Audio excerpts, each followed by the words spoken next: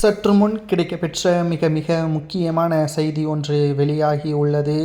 அதிகாலையில் பன்னீர்செல்வத்திற்கு வந்த நல்ல செய்தி. எடப்பாடி பழனிசாமி அவர்கள் அதிமுகவில் மீண்டும் கட்சியிலிருந்து நீக்கப்பட்டவர்களை இணைக்க உள்ளதாக தகவல்கள் கிடைக்கப்பெற்றுள்ளது. டிசம்பர் 15ஆம் தேதி பன்னீர்செல்வம் அவர்கள் புதிய கட்சியை தொடங்க உள்ளதாக அறிவிப்புகள் வெளியாகியிருந்த நிலையில் 15ஆம் தேதிக்குள் அதிமுக ஒருங்கிணையவில்லை என்றால் 15ஆம் தேதியன்று புதிய கட்சியை வெளியிடுவதாகவும், இதனால் அதிமுக ஒருபோதும் வெற்றியடையாது, எடப்பாடி பழனிசாமி அவர்கள் தலைகீழாக நின்றாலும் அதிமுக ஆட்சியை கைப்பற்றாது என்பதையும் தெள்ளத் தெளிவாக கூறியிருந்தார். அதற்கு மிக முக்கியமான காரணம், நடந்து முடிந்த மக்களவை தேர்தலில் ராமநாதபுரத்தில் சுயேட்சையாக பலா சின்னத்தில் போட்டியிட்டு சுமார் 3 லட்சத்திற்கு மேற்பட்ட ஓட்டுக்களை பெற்று 2வது இடமும் பெற்றார். ஆனால் அதிமுகவின் வேட்பாளர் அங்கு 3வது இடம் பெற்றதன் காரணமாகத்தான் OPS அவர்கள் சுயேட்சையாக நின்றே 2வது இடம். ஆனால் அதிமுக 3வது இடம் என்பது மிகப்பெரிய ஒரு அவமானமாகத்தான் எடப்பாடிக்கு பார்க்கப்பட்டது.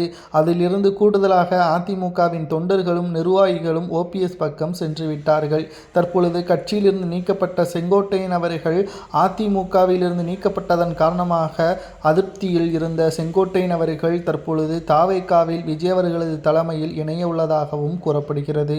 ஆனால் OPS அவர்கள் என்றைக்கோ திமுகவிலோ அல்லது பாஜகவிலோ இணைந்திருந்தால் ஆளுநர் பதவி கூட கிடைத்திருக்கும். ஆனால் பன்னீர்செல்வம் அவர்கள் மறைந்த முதல்வர் ஜெயலலிதா அவர்கள் வைத்த நம்பிக்கையும் கட்சியின் வளர்ச்சிக்காகவும் தான் தற்பொழுது வரை அதிமுகவில் தன்னை இணைத்து செயல்படுவதற்காக போராடி கொண்டு வருகிறார். அதன் உத்வேகம்தான் அதிகரித்து கொண்டிருக்கிறது. ஆனால் தேர்தல் நெருங்கிவிட்டால் என்னதான் போராடினாலும் அதற்கு வாய்ப்பே கிடையாது என்ற காரணத்தினால்தான் டிசம்பர் 15ஆம் தேதி அன்று பன்னீர்செல்வம் அவர்கள் எடப்பாடியை எச்சரிக்கும் செய்யும் விதமாக அறிவுறுத்தினார். தற்பொழுது பன்னீர்செல்வம் அவர்களை கட்சியில் இணைப்பதற்கான பொதுக்குழு மற்றும் செயற்குழு கூட்டத்தில் மாவட்ட செயலாளர்கள் பேச உள்ளதாகவும், இதனால் பன்னீர்செல்வத்திற்கு காலையில் தேடி வந்த அதிர்ஷ்டமாக பார்க்கப்படுவதாகவும் சமூக வலைதளங்களில் கூறப்படுகிறது.